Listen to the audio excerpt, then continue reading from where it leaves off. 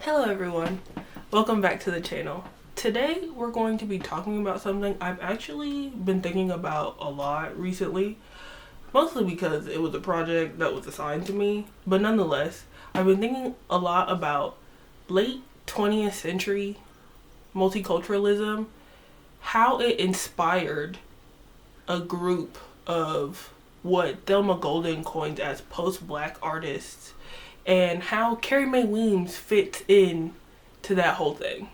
Welcome to the Pink Vamp channel. For those that are new here, my name is Raven Elise, and this is my new series that I'm calling Black Vampire Chatter. I don't know how we're feeling about that.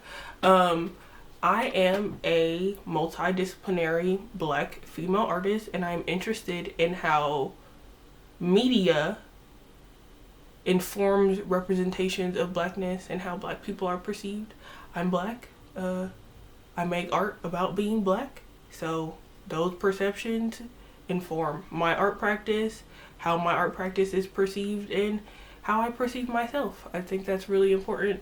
So that's what my series is. I don't have a teleprompter. So you guys are gonna have to rock with me, my phone, and my cute mug full of tea. I'm getting over a sickness, so I'm gonna need this. Hope that's fine with you.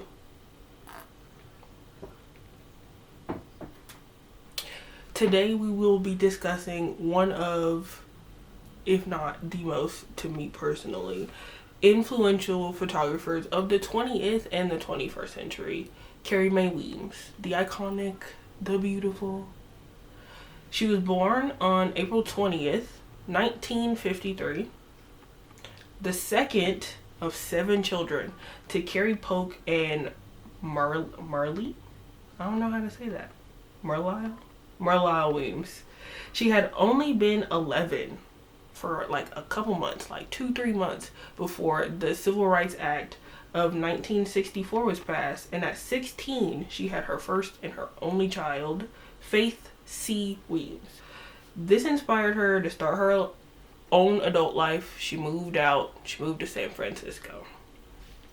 In San Francisco, she studied dance and theater, but later realized that her passions lied more with visual arts like photography. In the early 1700s, makes her sound real old, in the 70s, she met Raymond Marshall, who introduced her to Marxist ideology. Her first camera came as a birthday gift from her man. I know how that is. I got my little Polaroid from my boyfriend. And she connected to the medium almost instantaneously. This not only informed how she made her art, but what she made the art with and what she made art of, you know? She studied photography at San Francisco City College of Art and Design in 1970, and her photography career started to pick up after that. She later received her BFA from California Institute of the Arts and an MFA from the University of California in San Diego. With over 30 accolades in art alone, like outside of all the other stuff that she be doing, she is like really that girl. Well, she's a lady. She's 72. I don't want to be rude. The lady. She's that lady. Anyway, her practice blends documentary, performance, and text to reframe and reimagine events of the past and today through a black feminist lens, you know? Because we need that. That's important. Now, to understand where Weems' work fits in, we need to understand what multiculturalism is. Multiculturalism is a social and cultural framework that recognizes and supports the coexistence of multicultures. Cultural, racial, ethnic, religious groups, like all within one society. Rather than requiring minority groups assimilate to a dominant culture, multiculturalism emphasizes the value of the differences in cultures and encourages preservation of the distinct identities as well as the histories and traditions that accompany them. Like, think about Sesame Street, early Nickelodeon shows, like all that, and like pretty much anything that Shonda Rhimes has made, like Scandal and How to Get Away with Murder. I don't know, I might be saying that wrong, but that type of stuff. As Stuart Hall argues in the article in my abstract, all sources will be in the abstract and in the description box of this video, cultural identity is not fixed but is continually shaped through representation and social context. In practice, multiculturalism often appears through public policies, educational curricula, and cultural institutions that seek to represent diverse communities and promote inclusion. In the arts and media, it has shaped efforts to broaden visibility by supporting the perspectives of artists from historically marginalized groups, framing diversity itself as a social and cultural asset rather than a problem to be solved. You know, the representation of marginalized people in the media and places like art institutions is not just about showing images of different groups, but the way the groups are portrayed actively shapes how they're understood by both other people and by themselves. But there's like a huge problem with this. Multiculturalism operates at the level of representation rather than structural change that could have been brought forth by it. In cultural and political institutions, diversity initiatives emphasize inclusion without fundamentally redistributing power or addressing historic inequalities.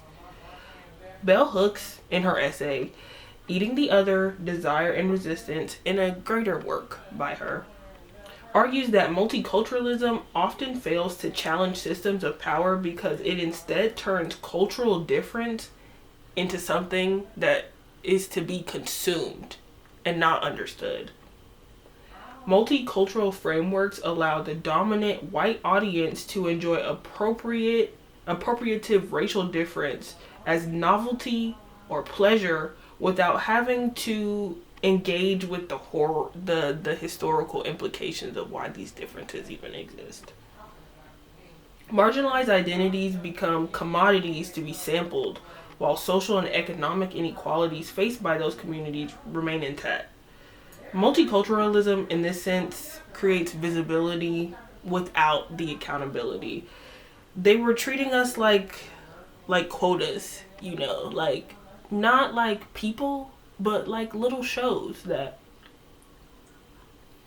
you can watch and then turn off when you don't want to deal with the black people anymore. So how does like post-blackness come from all of this? Post-blackness emerged from multiculturalism as a critical evolution, using their visibility to challenge the very limits of representation and identity that multicultural frameworks often imposed.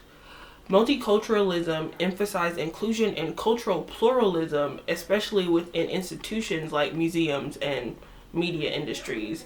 This shift increased institutional access for black artists as an attempt to position blackness as a valued cultural identity rather than a marginal one. However, as black artists became more visible within these frameworks, new questions emerged about the limits of representation and the expectations placed on black cultural production. Post-blackness emerged from this moment as a critical response rather than just a rejection of the black identity. Thelma Golden articulates that post-blackness was, this is Thelma Golden, she's like the girl when it comes to post-blackness. She made the freestyle show. She and oh, I'm blanking on his name. She and the guy, Glenn Ligon. She and Glenn Ligon wrote about this extensively. Like this lady is the girl. Thelma Golden articulates that post-blackness was characterized by artists who were adamant about not being labeled as black artists, as just black artists, though their work was steeped and, in fact, deeply interested in redefining complex notions of blackness.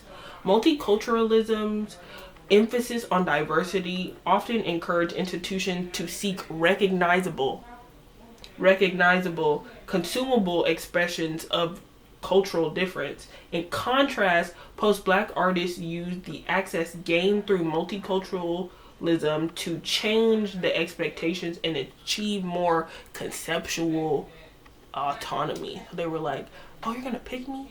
Okay, this is what I can do. And then they'll pick you because of the stuff that you put out. And you get in the show, and you're like, boom. Not the blackness you thought.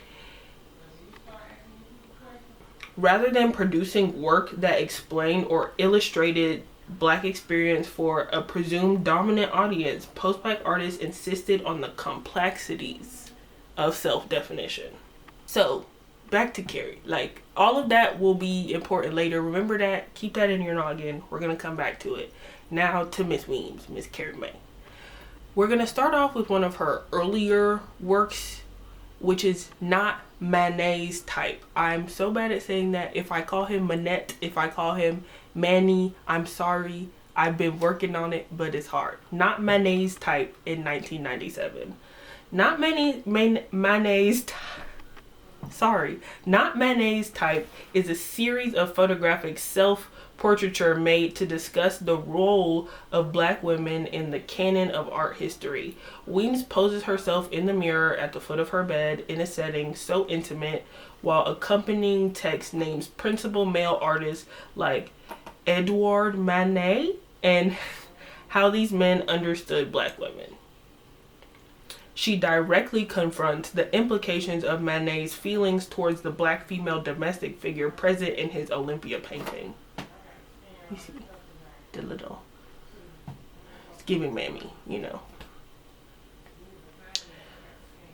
Or the fetishization of African aesthetics that spilled into paintings like Les Demoiselles d'Avignon by Picasso. This picture. Y'all have seen it before, this picture. Which allowed him to get ahead while he lived. By naming both race and gender, she questions how beauty and artistic value have always been tied to the perspectives of white men. Not Manet's type demonstrates that visibility alone does not resolve deeper exclusions embedded in art history itself. Next up, Missing Link from 2003. This is like the middle, you know. She's still alive to this day. She's 72, but this is like the middle of her works, you know.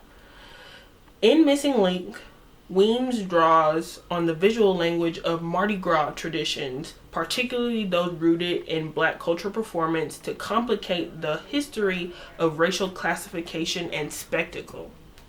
The title Missing Link references the racist pseudoscientific concept from the 19th and early 20th centuries, claiming that there was a missing link between apes and humans, and that black people were that link.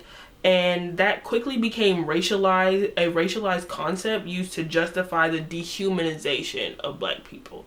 That them thinking that we were like in between humans and monkeys is why they treated us less than human. She postures herself, which is, remember that these are usually all of her. That's important. She postures herself in mask reminiscent, specifically in Missing Link Despair, which is this one, on racist Mardi Gras designs, specifically the Missing Links parade, gorilla design, and other animals, like y'all saw earlier, to not only discuss the racist history of Mardi Gras, but the specific subjugation of black women. In this work, Weems turns these traditions in on themselves, using the masks as concealment as a revelation. These masks allow black women to undermine the authority of objective racial knowledge, suggesting that identity is not a biological truth, but a cultural practice. Weems says herself on the website, I checked, it is now the black woman who can direct her gaze at anyone while hiding her identity behind a mask. Because that's what them old white people used to do at Mardi Gras. You know? Next is Roman. Now this one is very poignant, so pay attention. The Roaming series is an example of how Weems often uses her work to reframe historical memory. I told y'all, I'm sick. She donned in a beautiful, by the way, black floor-length dress is juxtaposed with towering European architectural sites associated with imperial or colonial power. She has another one that is similar to this called Museums, but I thought that Roaming would be more pertinent to the discussion that we're having today. By positioning herself in these locations, Weems confronts the visual and institutional histories that have traditionally erased black bodies from the canon of cultural inheritance and mobility. Her figure disrupts the assumed neutrality of these spaces and reveals them as sites born of racial hierarchy and conquest that they are. Unlike documentary travel photography, like all the stuff y'all see on Instagram, like, oh, I'm in Bali, oh, I'm in Mexico. Not that. The repetition of Weems's presence is meant to force you to look critically at the institution that she's facing rather than interrogating her form. She stands with her back to the camera. Y'all see, she's all the way the other way. She's not even looking at y'all. She stands with her back to the camera, refusing to be a spectacle, instead insisting on the presence of the black female body. Just because they're ignoring it doesn't mean that we're not there. Lastly, scenes and takes. Like I said earlier, remember Shonda Rhimes, and other people like her. Y'all know. As in Roaming, Weems appears through scenes and takes in a similar long black floor-length gown. This was in 2019. I didn't mention that. 2016, Roaming 2006, but still the black gown.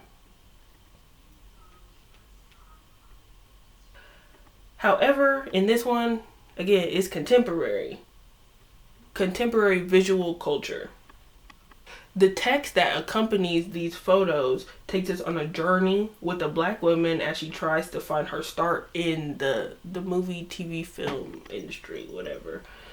Weems highlights how media representation often relies on rehearsed scripts that limit the range of black subjectivity while addressing the struggles of black women in this field, like sexual coercion and alienation.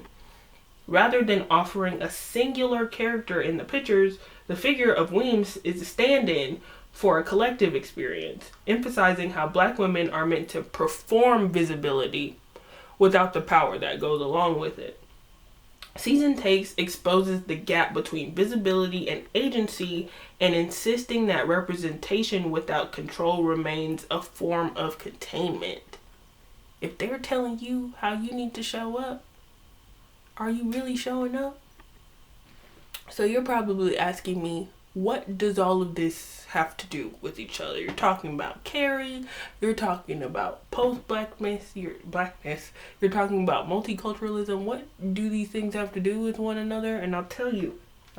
Well, Carrie Mae Weems demonstrates the kind of conceptual freedom and critical self-definition that post-black discourse describes. Post-black artists resist being reduced to representative figures for black identity while still engaging with the implications of blackness. Weems exemplifies this position through practice that consistently interrogates the systems that inform cultural meaning and understanding. So like TV and paintings and music and movies. She got more stuff that keep doing this. These are just the 4 that I picked. Across bodies of work like Not Manet's Type, Missing Link, Roaming, and Scenes and Takes, she refuses to ascribe a single visual or thematic definition of blackness. Instead, she uses her self-representation strategically, positioning her body as a narrative piece or an interruption rather than an object to be consumed. Because she's in all of these pictures. But if you didn't know that, would you know that? Exactly. Weems' practice insists on the complexity of identity, engaging with race through history, gender, media, and institutional critique. She also reveals post-blackness's emergence from multiculturalism by exposing the limits of inclusion when representation is expected to be explanatory. We don't gotta explain ourselves to you. Weems uses the visibility afforded by multiculturalism to critique its assumptions, pushing beyond representation towards authorship. We're telling you who we are, we're writing the stories, not you telling us how we need to act. Now, why does this matter now? Carrie Mae Weems' work is post-black in method, laying the groundwork for black artists who succeed her to think more critically about how they choose to be represented, especially by institutions that would not have even considered them historically. Now, think back, well, I'll put it up. Think back to Romaine. Look at her. She's just existing. She's not asking for permission. She's not explaining herself. She exists in conversation with these towering European monuments, actively fighting against the notion that these spaces were not meant for her and that she could not be included. That is the power of Carrie Mae Weems' work. That is the legacy that she has built for artists like me and maybe even you. Anyway, thanks for watching my video. Make sure to join me next time. Leave a comment down below if there's any other artists you want me to cover, and I will see you guys soon. Bye. There's a lot of talking. This is horrible for a sick girl.